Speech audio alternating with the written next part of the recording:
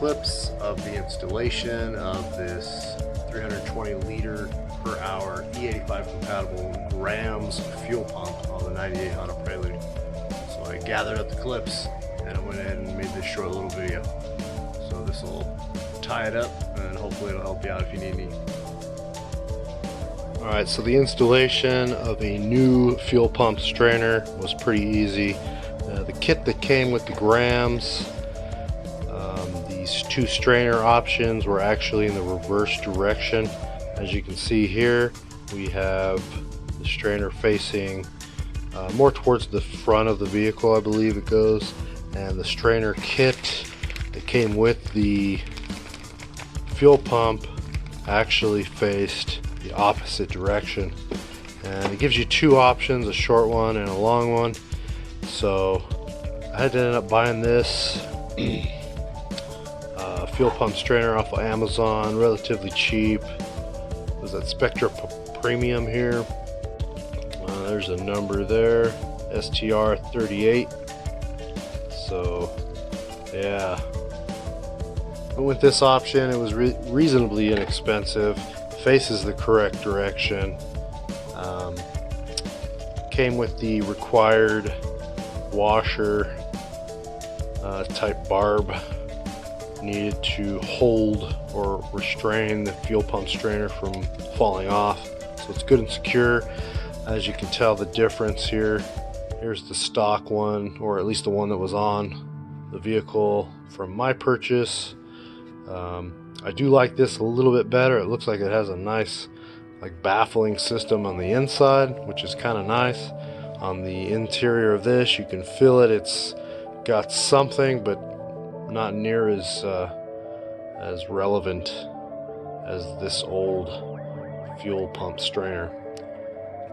So everything's installed, it's secure, clamps are tightened, crimped on the electrical, double ground, power going in, ground right there. That's all that's required of this. So we're going to go ahead and get this installed. This is the kit I bought. This is the grams 320 liter per hour E85 in tank R1. Came with quite a bit of options, as you can tell in the package, but did have to buy this. I think this was like $8 on Amazon. Sufficient for my needs. So I'm going to go ahead and get this in the tank, and the bolts, the nuts tightened down to the 4.3 foot-pounds. Alright, so to continue on, I slid that down in there nice and carefully. There's a basket inside the tank that strainer is going to want to fit into. Once I got that down in there, before I connect the fuel, before I secure the fuel pump itself to the tank, I connect the supply and return. That way you have a little bit of access if you need to move anything. I also cleaned these 10mm bolts up, just a touch with a wire brush, just to try to make it a little cleaner. Not that it's super clean underneath this car. So these are a 4.3 foot-pounds, which is 51.6 inch-pounds. So I'm going to go ahead and I've hand tightened these down, secured, got that gasket to sit real nice. You don't want to over torque, and you don't want to just hammer on one at a time. Do a cross section like you would do your wheel on your vehicle, like your lug nuts, and then yeah, we'll go ahead and secure this piece right here. We'll slide right onto that, and then we'll get this wiring all back and put the access panel. We'll bolt that back down. Good old fireworks, huh? Nothing like a 2 o'clock in the morning firework. So then you'll go ahead and put the cross member back, and I have not found a torque rating on that for the cross section bar here. We'll just go from there.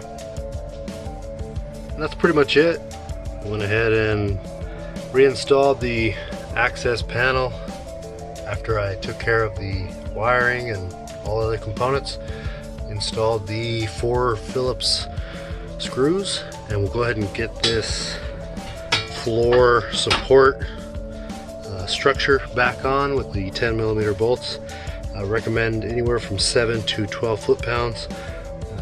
Not 100% sure, can't find those torques, but yeah, once this is installed, I'll go ahead and install the back seat. We'll go ahead and do the cushion part here and then the backrest, and that'll finish it up. Alright, as you can tell, it's pretty much all back together.